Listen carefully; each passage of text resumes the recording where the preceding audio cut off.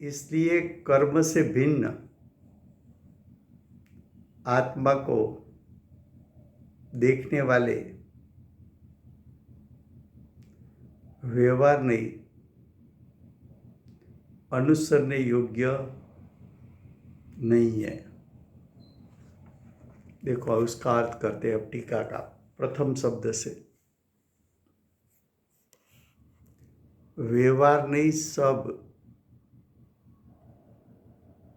अभूतार्थ होने से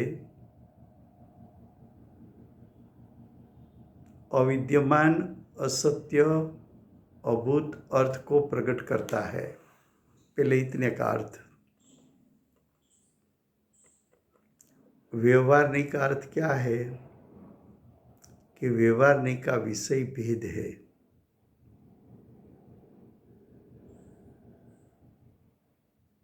तो व्यवहार नहीं का विषय गुण भेद और पर्याय भेद, वो सब अभूतार्थ होने से, अभूतार्थ का अर्थ है अविद्यमान है। तो कल बताया था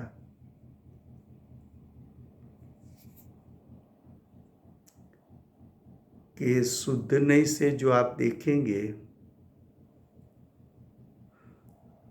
तब व्यवहार नहीं का विषय आपको दिखने में नहीं आएगा, और व्यवहार नहीं से देखेंगे तो शुद्ध नहीं का विषय आपको दिखने में नहीं आएगा।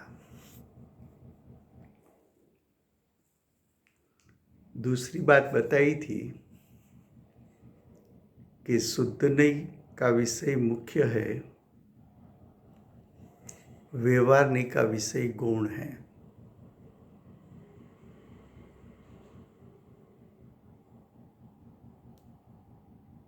तीसरी बात बताई थी कि शुद्ध नहीं का विषय प्रयोजनभूत है, व्यवहार नहीं का विषय प्रयोजनभूत नहीं है।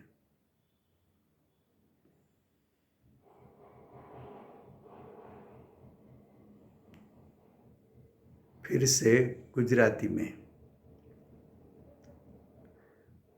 व्यवहार नहीं बधोय अभूतार्थ होवाथी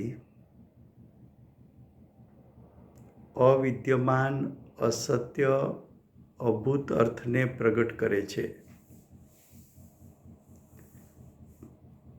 प्रथम आटलो अर्थ करवो छे। तो व्यवहार नहीं बधोय अभूतार्थ होवाथी, अभूतार्थ होवाथी एटले अविद्यमान। व्यवहार नो विषय अविद्यमान क्यारे छे तो कि शुद्ध नहीं थी तू जो आत्मा ने जो तो व्यवहार नो विषय तो गौण थई गयो। शुद्ध नहीं थी तू आत्मा ने जो तो शुद्ध नहीं मां व्यवहार नो विषय विद्यमान नहीं। शुद्ध नहीं थी जो तो शुद्ध नहीं नो विषय मुख्य है, त्यारे व्यवहार नो विषय गौण है।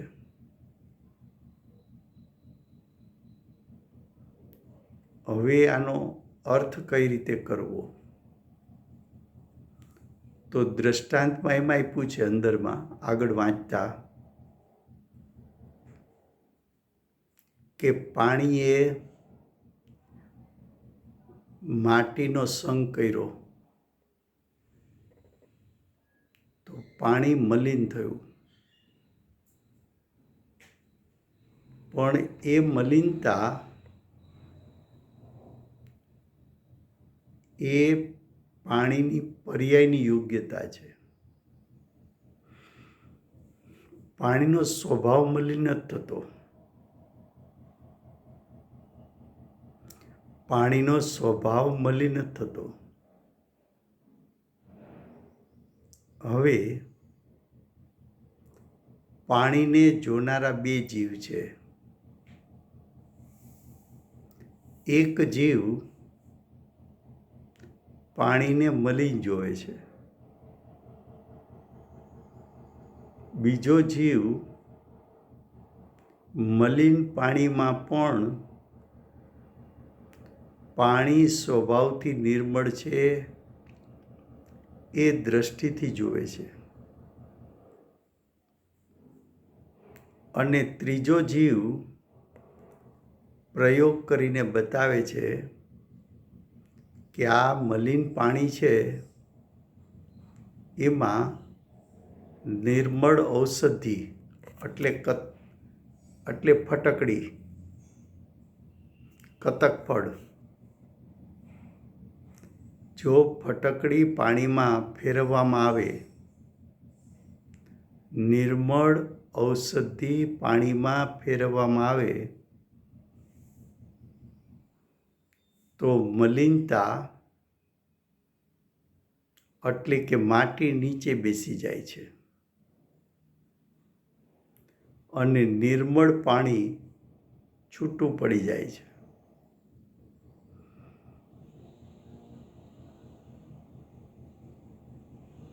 હવે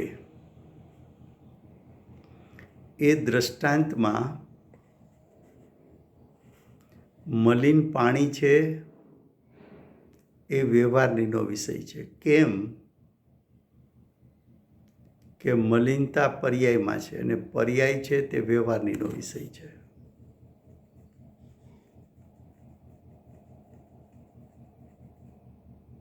શુદ્ધ નહીંથી જોવામાં આવે તો પાણી સ્વભાવથી ક્યારેય મલિન થયું નથી. તો શુદ્ધ નહીંના વિષયભૂત પાણીનો નિર્મળ સ્વભાવ પણ ત્યાં ઉપસ્થિત છે, વિદ્યમાન છે. તો શુદ્ધ નહીંનો વિષય પણ છે પાણીનો શુદ્ધ સ્વભાવ,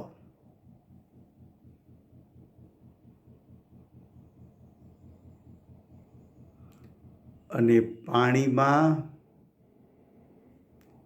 મલિનતા છે એ પર્યાયની યોગ્યતા, એ પર્યાયનો વિષય છે, એ વ્યવહારનો વિષય છે. પર્યાય છે તે ભેદ છે એટલે વ્યવહારનો વિષય છે. તો પાણીને વ્યવહાર નહીંથી જોઈ શકાય અને શુદ્ધ નહીંથી જોઈ શકાય.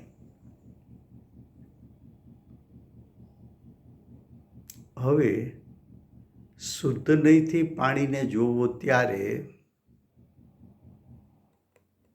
વ્યવહારનો વિષય અવિદ્યમાન છે, ત્યારે વ્યવહારનો વિષય અસત્ય છે, ત્યારે વ્યવહારનો વિષય ગૌણ થઈ ગયો છે.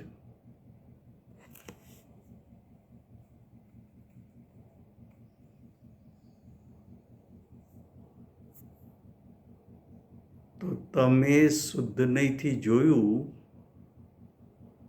તો પાણી સ્વભાવથી નિર્મળ જોવા મળ્યું.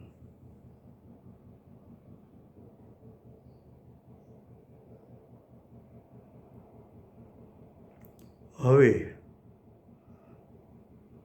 પાણીને શુદ્ધ નહીંથી કોણ જોતું નથી?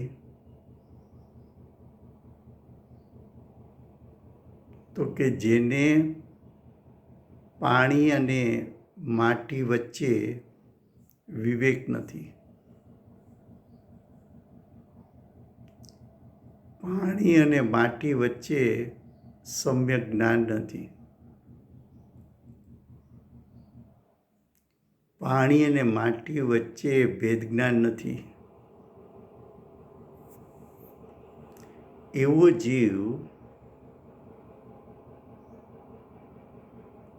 પાણીને મલિન જોવે છે.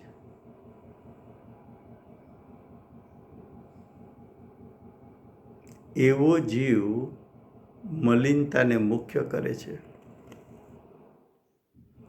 એવો જીવ વ્યવહારનીના વિષયને મુખ્ય કરે છે. હવે જો વ્યવહારનીના વિષયને મલિનતાને મુખ્ય કરે તો એ મલિનતાને કારણે પાણીનો નિર્મળ સ્વભાવ તો તિરોભૂત થઈ ગયેલો છે.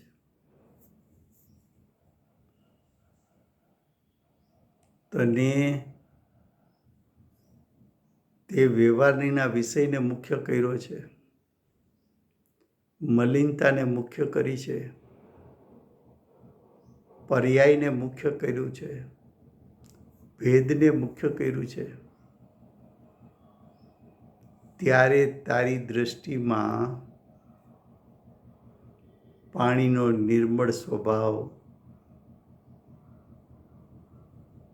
તિરોભૂત થઈ ગયો.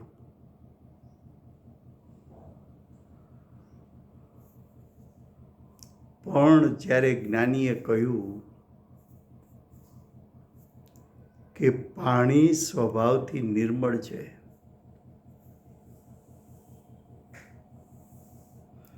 તું વ્યવહાર નહીં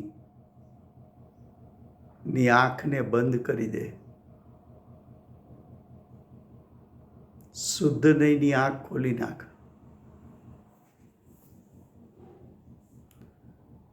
મલિનતાને મુખ્ય નહીં કર, ગૌણ કરી નાખ. મલિનતામાં છુપાયેલ નિર્મળ સ્વભાવ ત્યાં સુધી પહોંચી જા. શુદ્ધ નહીંથી જોવા ગયો તો પાણી તો સ્વભાવથી નિર્મળ દેખાણું, નિર્મળ જણાણું. નિર્મળતા જોવે છે ત્યારે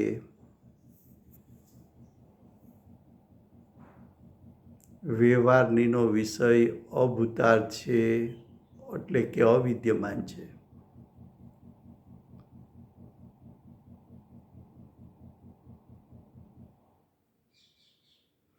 તો તું શુદ્ધ નહીંથી પણ જોઈ શકે, તું વ્યવહાર નહીંથી પણ જોઈ શકે. फिर से हिंदी में,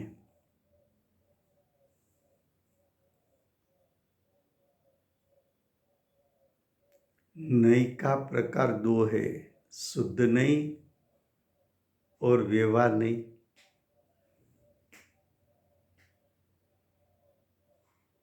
प्रयोजन सिद्ध करना है तो शुद्ध नहीं मुख्य है,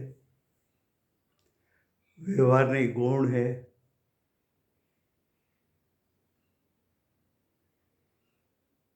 शुद्ध नहीं प्रयोजनभूत है, व्यवहार नहीं अप्रयोजनभूत है.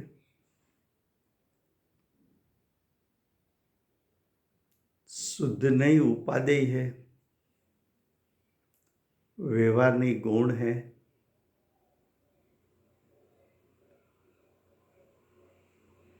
शुद्ध नहीं का विषय शुद्ध स्वभाव है.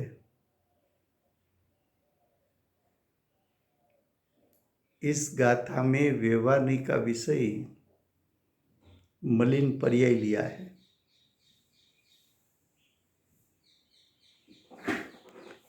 तो दृष्टांत दिया पानी का कि पानी ने मिट्टी का संग किया,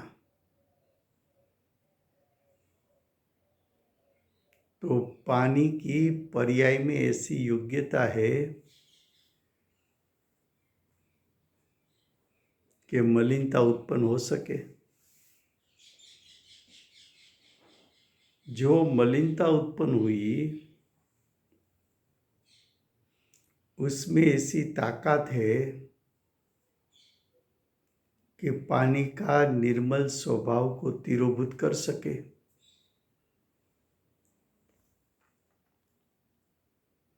तो पानी का निर्मल स्वभाव तिरोभूत हो गया.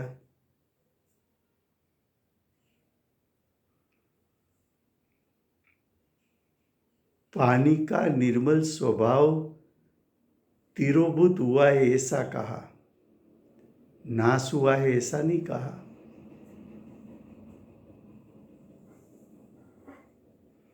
तो जहां मलिन पानी है,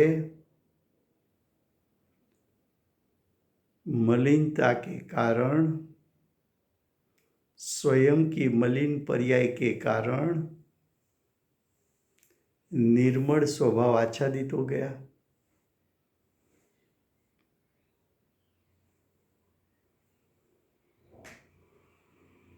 अब जो मलिन पर्याय है वो व्यवहारिक का विषय है, उसमें छुपा हुआ निर्मल स्वभाव शुद्धने का विषय है।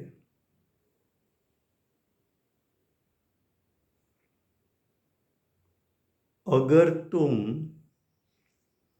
व्यवहारने का विषय को मुख्य करोगे तो तेरी दृष्टि मलिनता पर जाएगी।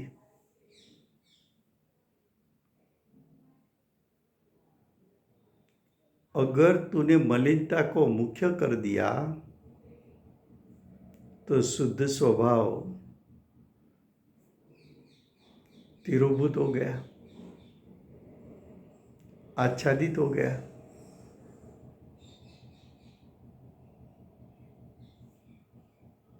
मलिनता को मुख्य कर दी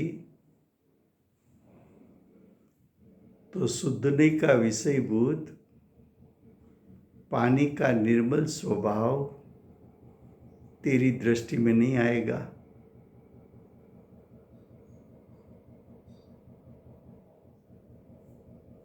अगर तूने शुद्धने के विषय को मुख्य किया, निर्मल स्वभाव को मुख्य किया, तो अब तेरी दृष्टि में मलिनता गौण हो गई। तो मलिनता गौण हो गई, उसको अविद्यमान कहा, असत्य कहा, अभूत कहा। और शुद्धने के विषयभूत निर्मल स्वभाव, उसको भूतार्थ कहा, विद्यमान कहा, सत्य कहा, भूत अर्थ को प्रकट करने वाला कहा।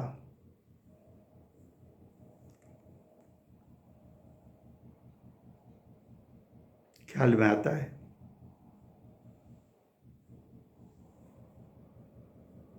अब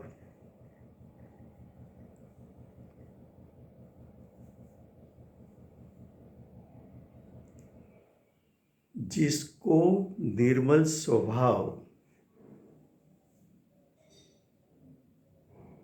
और मलिनता के बीच में विवेक नहीं है, स्वभाव और विभाव के बीच में विवेक नहीं है,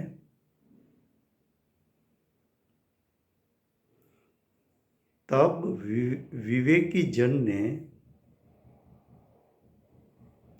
कतक फल लेकर, निर्मल औषधि लेकर पानी में डाला तो मलिनता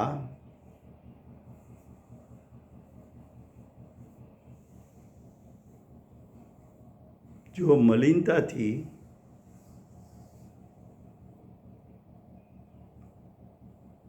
वो निर्मल स्वभाव से भिन्न हो गई।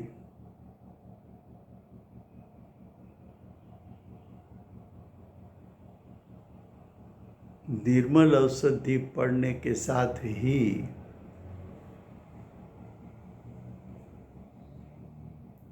जल और मिट्टी या स्वभाव और विभाव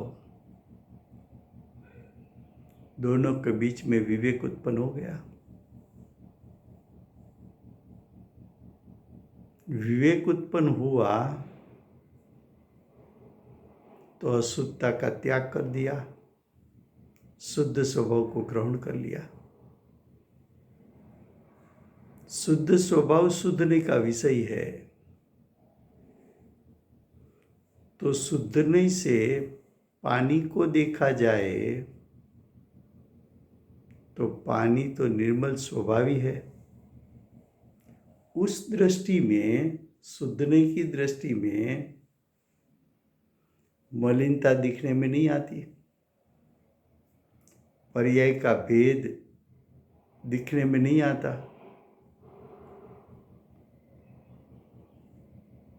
उसको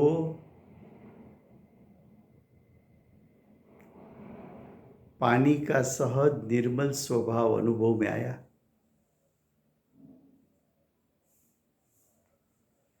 ये दृष्टांत है।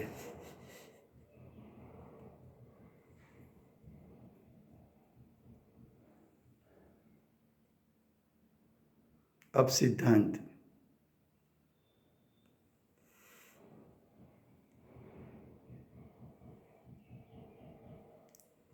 कि अज्ञानी जीव, अविवेकी जीव, मूढ़ जीव, मिथ्या दृष्टि जीव, आत्मा और कर्म के बीच में विवेक नहीं करने वाला जीव, आत्मा और कर्म का उदय, उसके बीच में विवेक नहीं किया,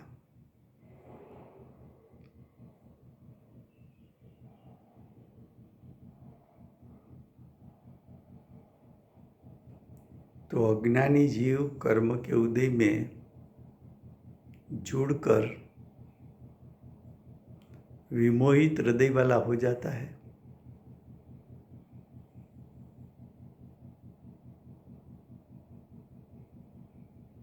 उसको तो ऐसा लगता है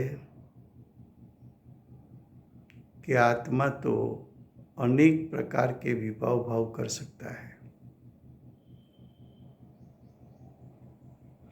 क्योंकि अनादिकाल से कर्म का उदय प्रति समय है, प्रति समय आत्मा उसमें जुड़ता है और प्रति समय स्वयं की दशा में विभाव उत्पन्न करता है। ऐसे जीवों को भावों का विश्व रूपपना यानी अनेक रूपपना प्रकट हुआ। अनंत प्रकार के विभाव उत्पन्न हुए और ऐसे विभाव का अनुभव किया।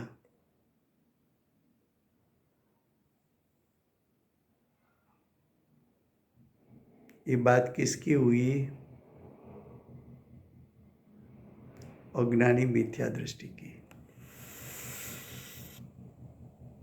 फिर से गुजराती में,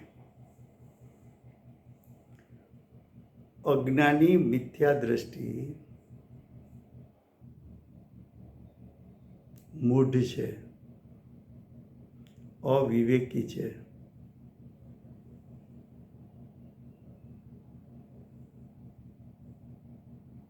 વિવેકનો અભાવ છે। કર્મનો ઉદય અને આત્મા એની વચ્ચે વિવેક ન કર્યો। અનેક પ્રકારના કર્મના ઉદય આવ્યા, જીવ એમાં જોડાઈ ગયો, અનેક પ્રકારના વિભાવ ભાવ ઉત્પન્ન કર્યા।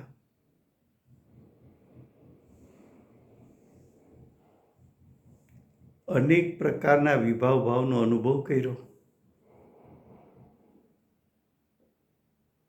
અને અજ્ઞાની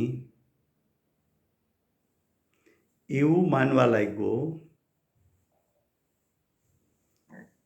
કે આત્મા તો ક્રોધ માન માયા લોભ વાળો છે,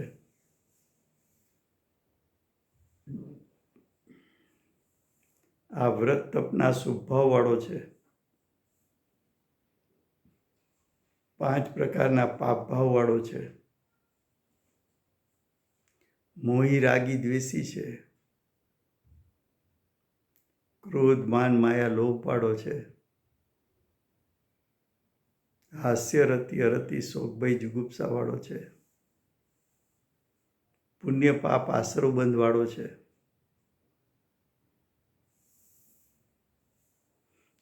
ત્યારે ભૂતાદર્શીએ એટલે કે શુદ્ધ નહીંથી દેખનારો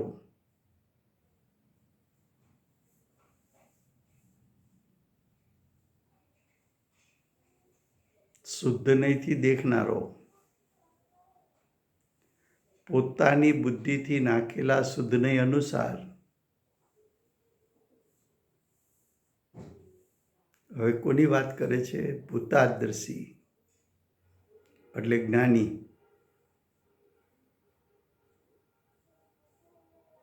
શુદ્ધ નહીં કોને પ્રગટ રૂપ છે? જ્ઞાનીને.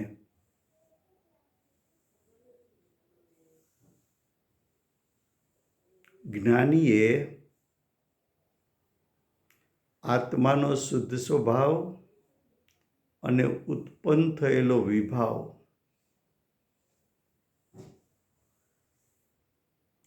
બંને વચ્ચે વિવેક કર્યો. વિવેક કર્યો ક્યારે કહેવાય? કે સ્વભાવનું ગ્રહણ કરી લે, વિભાવને ત્યાગી દે.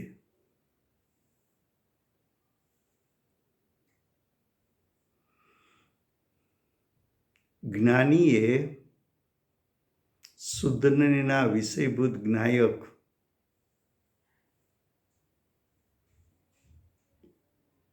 એનો બોધ કરવો એટલે કે સમ્યક જ્ઞાન પ્રગટ કરવું, ભાવસ્વરૂપ જ્ઞાન પ્રગટ કરવું. શુદ્ધ નહીંના વિષયભૂત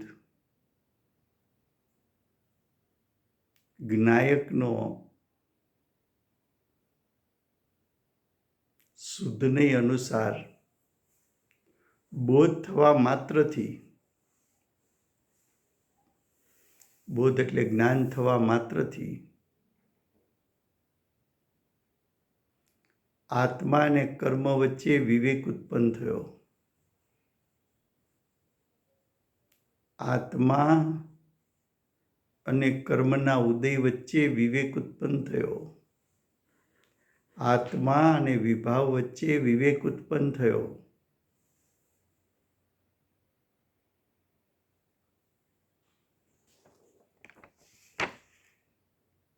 અને પોતાના પુરુષાર્થ દ્વારા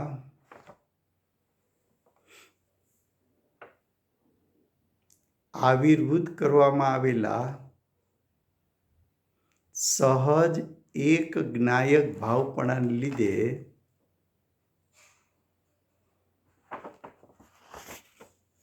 જો પેલા અજ્ઞાની હતા ત્યારે જ્ઞાયક ભાવ તિરોભૂત હતો. હવે શુદ્ધ નહીંને સાધન બનાવ્યું. શુદ્ધ નહીં અનુસાર બોધ એટલે શુદ્ધ નહીં અનુસાર જ્ઞાન કર્યું. એટલે કે જ્ઞાનમાં વિવેક ઉત્પન્ન થયો. જ્ઞાનમાં વિવેક ઉત્પન્ન થતા આત્મા અને કર્મ વચ્ચે, આત્માના સ્વભાવ અને વિભાવ વચ્ચે વિવેક પણ પ્રગટ થયું. એ પોતાના પુરુષાર્થથી થયું.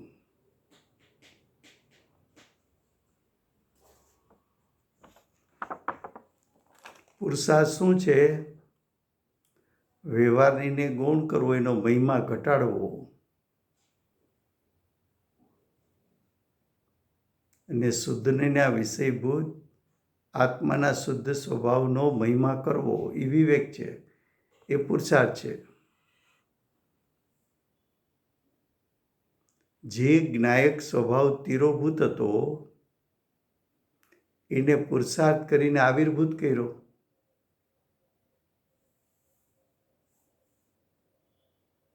તો આવિર્ભૂત કરવામાં આવેલા સહજ એક જ્ઞાયક ભાવપણાને લીધે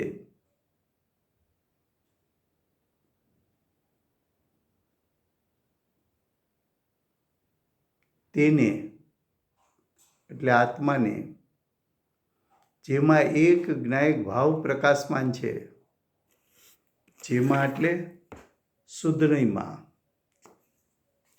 શુદ્ધ નહીં કોને પ્રકાશમાન કરે છે?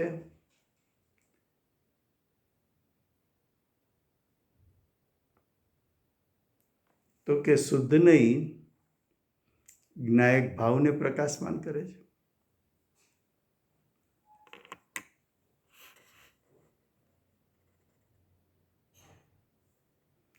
તો જ્ઞાયક ભાવ પ્રકાશમાન છે એવો અનુભવે છે.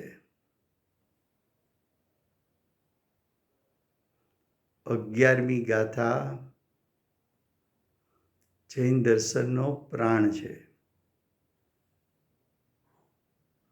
સમ્યક દર્શનની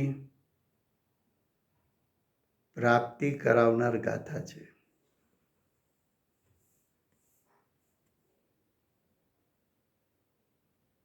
શું કહ્યું? फिर से हिंदी में.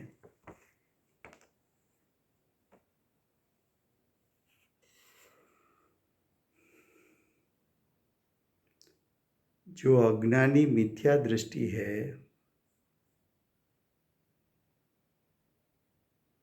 उसको प्रति समय कर्म उदय में आता है और प्रति समय कर्म के उदय में जुड़ने से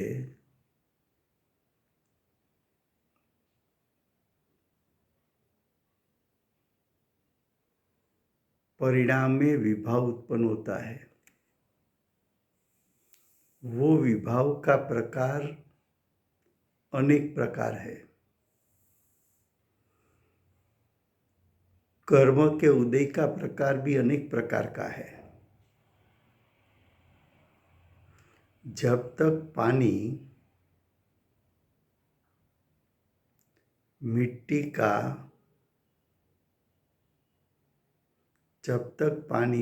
का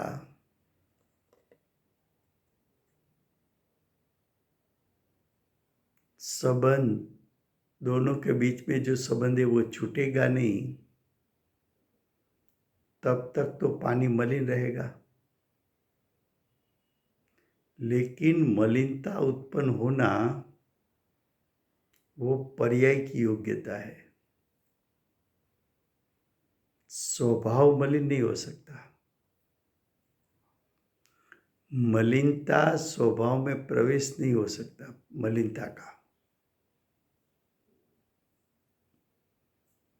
लेकिन मलिनता में इतनी ताकत है कि शुद्ध स्वभाव को तिरोभूत कर सके. नाश करने की ताकत नहीं है. नाश करने की ताकत नहीं है. तो मलिनता के काल में शुद्ध स्वभाव नाश नहीं हुआ, विद्यमान है. तो विद्यमानता दोनों की है, शुद्ध स्वभाव की और मलिनता की. लेकिन अज्ञानी की दृष्टि, अज्ञानी का उपयोग मलिनता पर केंद्रित हुआ है.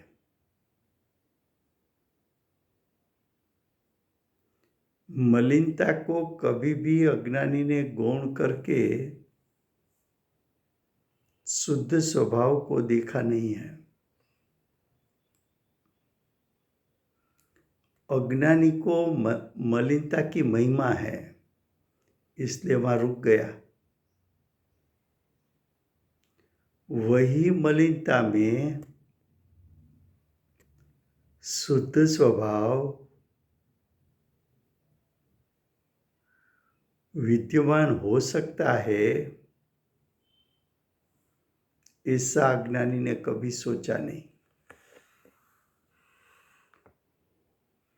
मलिनता के काल में स्वभाव की शुद्धता जैसी है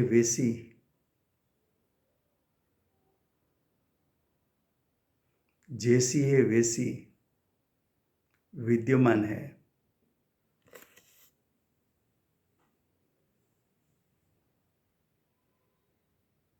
तो किसी ज्ञानी जन ने क्या किया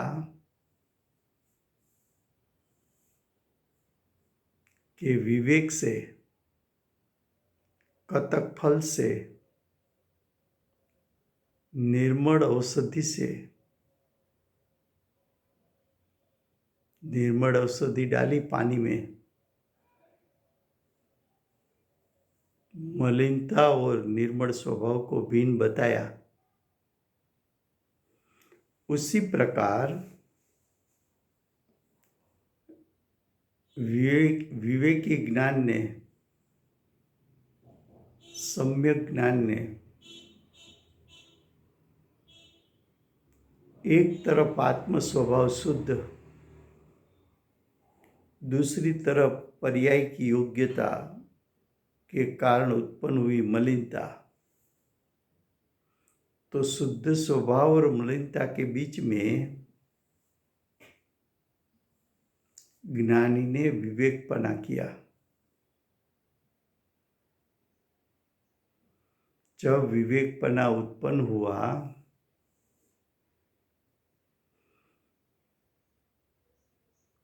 अशुद्धता नाश हो गई।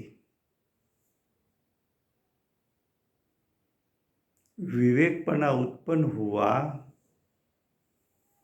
मलिनता गौण हो गई। विवेकपना उत्पन्न हुआ तो शुद्धने के विषयभूत निर्मल स्वभाव मुख्य हो गया। तो विवेक उत्पन्न करना वो स्वयं का पुरुषार्थ है। तुझे पुरुषार्थ कहाँ करना है? ये स्वभाव है, ये विभाव है, उसका सच्चा निर्णय करना वही पुरुषार्थ है। जैसा तूने शुद्धने के विषयभूत ज्ञायक को मुख्य कर दिया,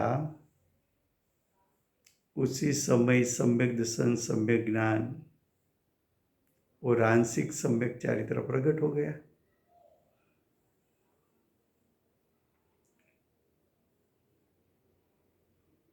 ख्याल में आता है?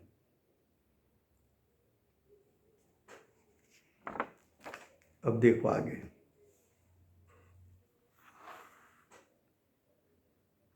जिसमें एक ज्ञायक भाव प्रकाशमान है, ऐसा अनुभवन होता है। अब ध्यान से सुनना। यहाँ शुद्ध नहीं कतक फल के स्थान पर है।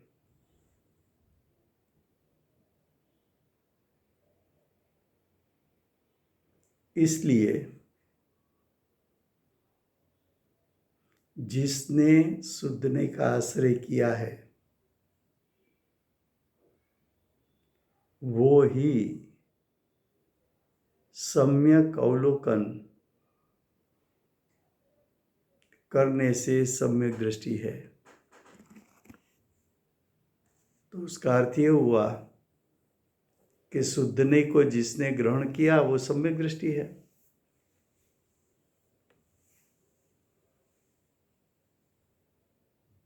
और अशुद्ध नहीं यानी व्यवहार नहीं, अशुद्ध नहीं का दूसरा नाम है व्यवहार नहीं।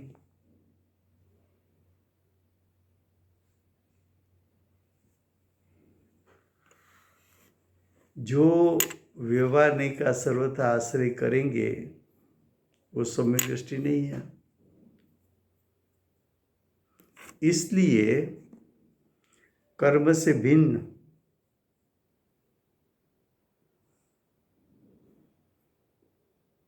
भाव कर्म, द्रव्य कर्म से भिन्न आत्मा को देखने वाला यानी आत्मा के स्वभाव पर दृष्टि करने वाला, आत्म स्वभाव को विषय बनाने वाला, यानी शुद्ध नहीं को प्रकट करने वाला, उसको व्यवहार नहीं, अनुसरने योग्य नहीं है। जो शुद्ध नहीं का अनुसरण करेगा उसको व्यवहार नहीं का अनुसरण नहीं होता है, और व्यवहार नहीं का अनुसरण करेगा उसको शुद्ध नहीं होता है।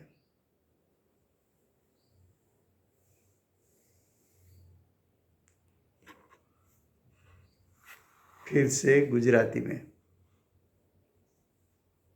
શુદ્ધ નહીં કતક ફળના સ્થાને છે, મલિન પાણી છે, પાણીની નિર્મળતા અને મલિનતા બેને જુદા પાડનાર નિર્મળ ઔષધિ કતક ફળ એટલે કે ફટકડી છે।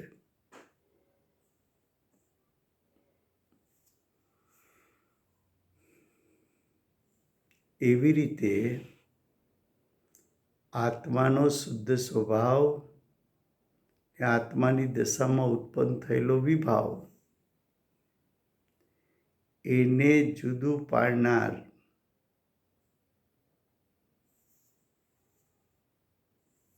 શુદ્ધ નહીં,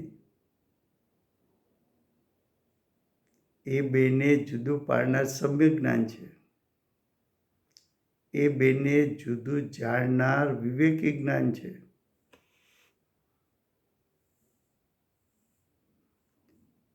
આવું જ્ઞાન પ્રગટ કરવું એ પુરુષાર્થ છે। આવું જ્ઞાન પ્રગટ થતા જ્ઞાયક સ્વભાવ ગ્રહાઈ જાય છે અને અશુદ્ધતા મલિનતા છૂટી જાય છે।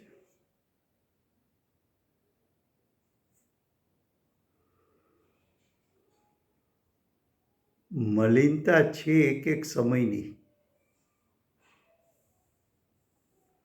પણ એક સમયની તાકાત એની એટલી મોટી છે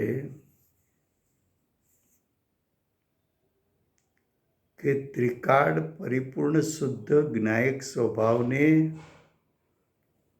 આચ્છાદિત કરી શકે છે, તિરોભૂત કરી શકે છે।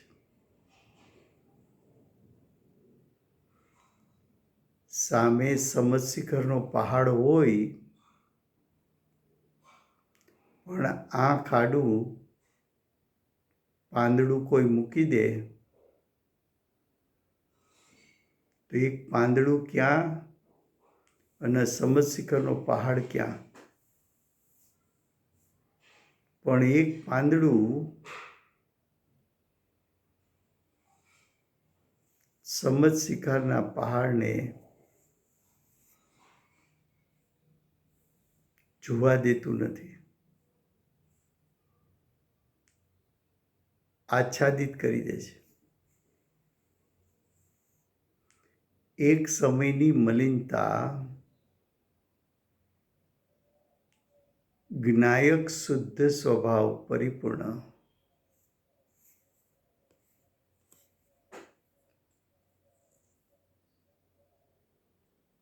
ત્રિકાળ પરિપૂર્ણ શુદ્ધ જ્ઞાયક સ્વભાવ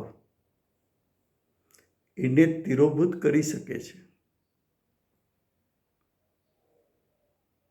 વર્તમાનમાં આપણી અજ્ઞાન દશામાં પ્રતિ સમય આપણા ઉત્પન્ન થતા પરિણામ જ્ઞાયક સ્વભાવને તિરોભૂત કરતા ઉત્પન્ન થાય છે। પૂજ્ય ગુરુદેવ અને માતાજી જેવા જ્ઞાની મળ્યા, એને એમ કહ્યું કે વિકાર અને વિભાવ એ તો પર્યાયની યોગ્યતા છે. એની ઉત્પત્તિ પર્યાયમાં છે. એ પર્યાય ભલે પરિપૂર્ણ શુદ્ધ જ્ઞાયક સ્વભાવને તિરોભૂત કરે, પણ અનાદિથી આજ દિવસ સુધી વિભાવે જ્ઞાયક સ્વભાવનો નાશ કર્યો નથી. માટે બંને છે, બંને વિદ્યમાન છે. જ્ઞાયક સ્વભાવ જે ક્ષેત્રમાં છે એ જ ક્ષેત્રમાં મલિનતા છે. એ મલિનતા જ્ઞાયક સ્વભાવને તિરોભૂત કરે છે, પણ તારા વિવેકી જ્ઞાનમાં એટલી શક્તિ છે કે જ્ઞાયક સ્વભાવને જ્ઞાયક સ્વભાવપણે જાણે, વિભાવને વિભાવપણે જાણે, વિભાવને ત્યાગી દે, જ્ઞાયક સ્વભાવને ગ્રહી લે. એવી તાકાત છે ખરી, એવું સાધન તારી પાસે છે ખરું. એ પ્રજ્ઞાક્ષીણી છે.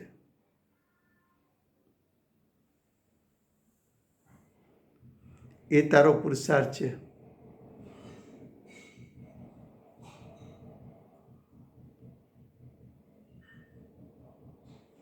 શુદ્ધ નહીંના વિષયભૂત એવો જ્ઞાયક સ્વભાવ અને વ્યવહારનીના વિષયભૂત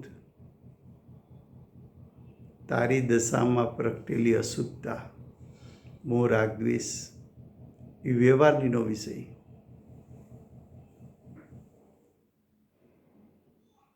આત્મા છે તો દ્રવ્ય પર્યાય સ્વરૂપ,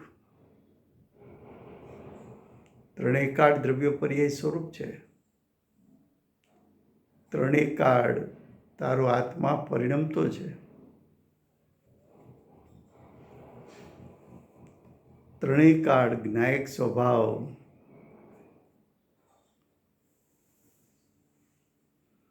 ત્રણેય કાળ જ્ઞાયક સ્વભાવ વિદ્યમાન વિદ્યમાન વિદ્યમાન વિદ્યમાન વિદ્યમાન વિદ્યમાન છે. એના દર્શન ક્યારે થાય? તું કરવા તારે ત્યારે થાય. મંદિરમાં 24 કલાક 365 દિવસ ભગવાન તો બિરાજમાન છે.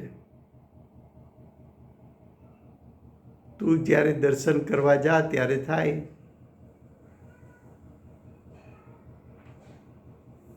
મંદિરનું બારણું ખોલી નાખ.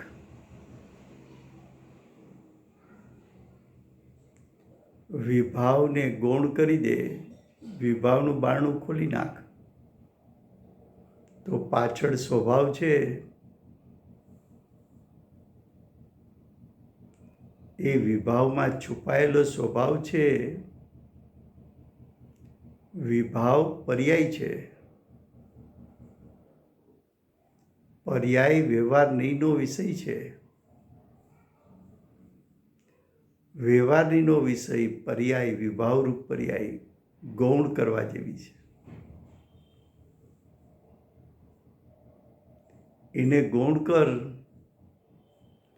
ગૌણ કર એટલે શું? એનો મહિમા તને છે, મહિમા છોડી દે. એનો મહિમા છૂટે ક્યારે? તો કે એનાથી અધિક મહિમાવાન કોણ છે? તો કે અધિક મહિમાવાન તો જ્ઞાયક છે. જ્ઞાયકનો મહિમા કરીશ તો વિભાવરૂપ પર્યાયનો મહિમા છૂટી જશે. શુદ્ધ નહીંને મુખ્ય કરીશ તો શુદ્ધ નહીંનો વિષય મુખ્ય થઈ જશે. વ્યવહારનીના વિષયને ગૌણ કરીશ તો વ્યવહારનીનો વિષય ગૌણ થઈ જશે.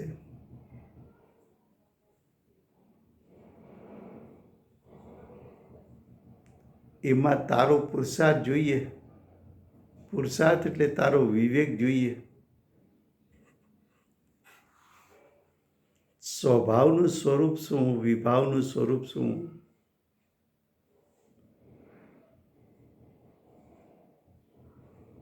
સ્વભાવ શુદ્ધ નહીંના વિષયભૂત સ્વભાવ 15મી ગાથામાં બતાવશે. શુદ્ધ નહીંના વિષયભૂત આત્માનું સ્વરૂપ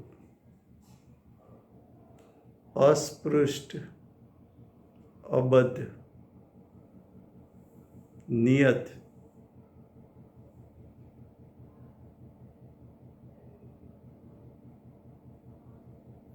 અવિશેષ, અણસંયુક્ત,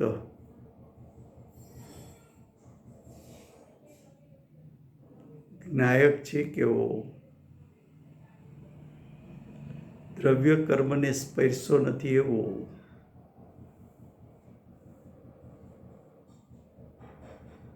જ્ઞાયક છે કેવો, 8 કર્મ કે શરીરથી બંધાયેલો નથી એવો, જ્ઞાયક છે કેવો, જેના શક્તિરૂપ સામર્થ્યમાં હાનિ વૃદ્ધિ થતી નથી, જ્ઞાયક છે કેવો, 4 ગતિ રૂપે થતો નથી, જ્ઞાયક છે કેવો, ગુણભેદોથી રહિત છે, જ્ઞાયક છે કેવો, સંયોગી ભાવ મોહ રાગ દ્વેષ એનાથી રહિત, 6 પ્રકારે જ્ઞાયકનું સ્વરૂપ બતાવ્યું. સ્પર્શાયેલો નથી પરની સાથે, પરથી બંધાયેલો નથી,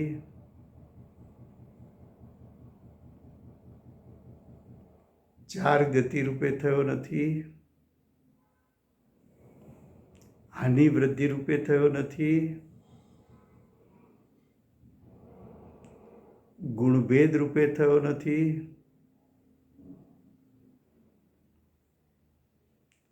કે મોહ રાગ દ્વેષ સંયોગી ભાવ રૂપે થયો નથી. શું કહ્યું?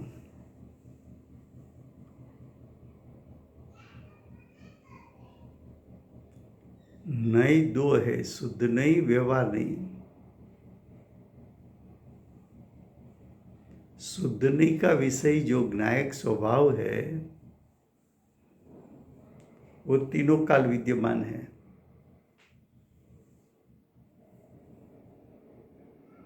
और पर्याय में उत्पन्न होती अशुद्धता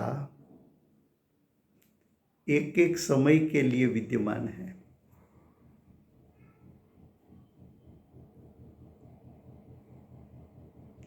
दोनों एक क्षेत्र में एक साथ है.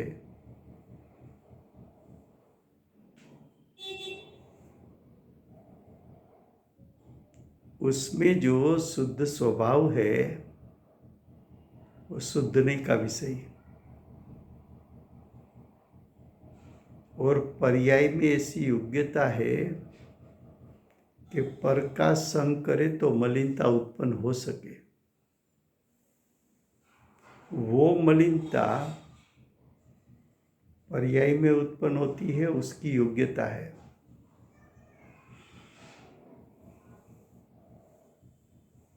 पर्याय उत्पन्न होती है आत्मा के संपूर्ण भाग से. मलिनता आत्मा के पूरे भाग में व्यापी हुई है. ज्ञायक स्वभाव भी आत्मा के पूरे क्षेत्र में व्यापा हुआ है।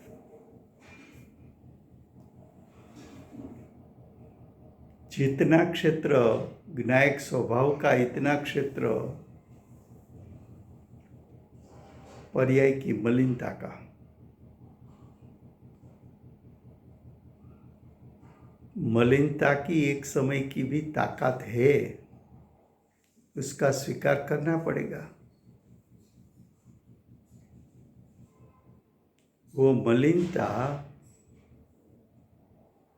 है व्यवहारने का विषय, क्योंकि मलिनता पर्याय में उत्पन्न होती है। पर्याय भेद है, भेद व्यवहारने का विषय है।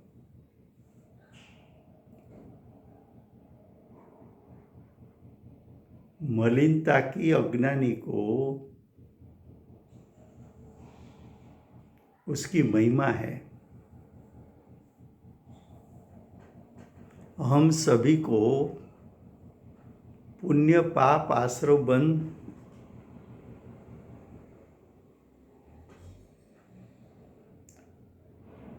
उन सभी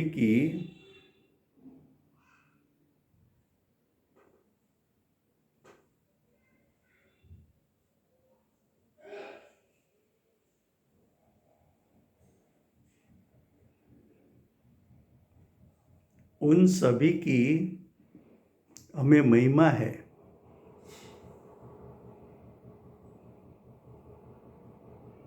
मोह राग द्वेष करने जैसा लगता है, छोड़ने जैसा नहीं लगता।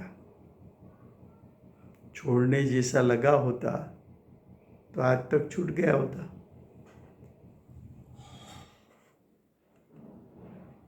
व्रत तब करते हैं, अच्छा लगता है,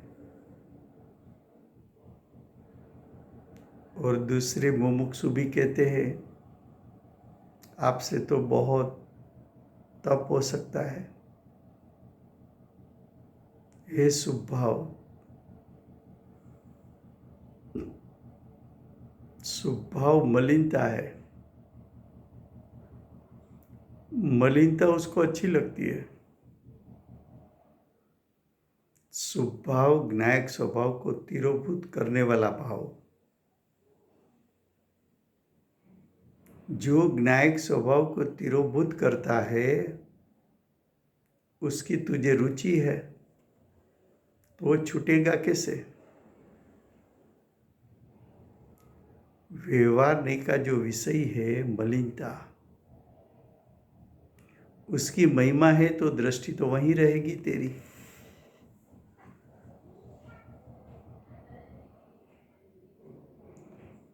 व्यवहारने के विषय मलिनता की महिमा क्यों है? शुद्ध स्वभाव की महिमा कभी की नहीं।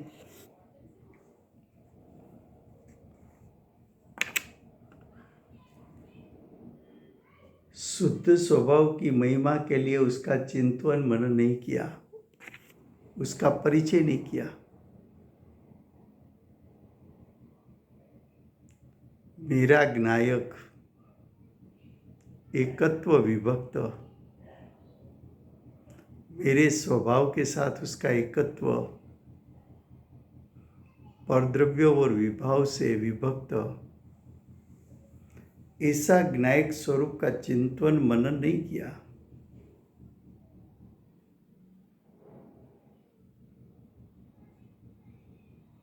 तो व्यवहार नहीं का विषय, उसकी महिमा छूटेगी कब? तो के ज्ञायक स्वभाव की महिमा करेगा तब। तो इस प्रकार आचार्य भगवान व्यवहारने का विषय, जो परिणाम की मलिनता है, उसको गुण करा के, ज्ञायक स्वभाव को मुख्य करा के, ज्ञायक स्वभाव का अवलंबन करा के सम्यक दर्शन की प्राप्ति कराते हैं। समय हो गया है। कौन चाहिए बुलाते हैं?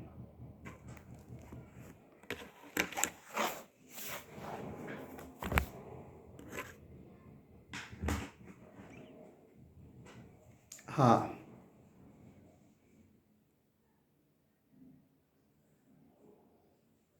जय हो, जय हो, जय हो, जय हो,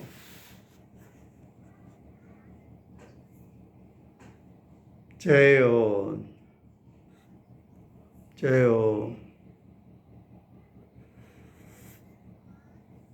जय हो,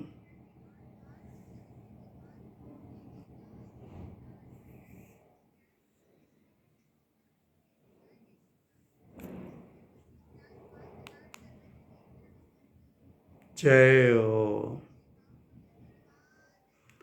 जय हो।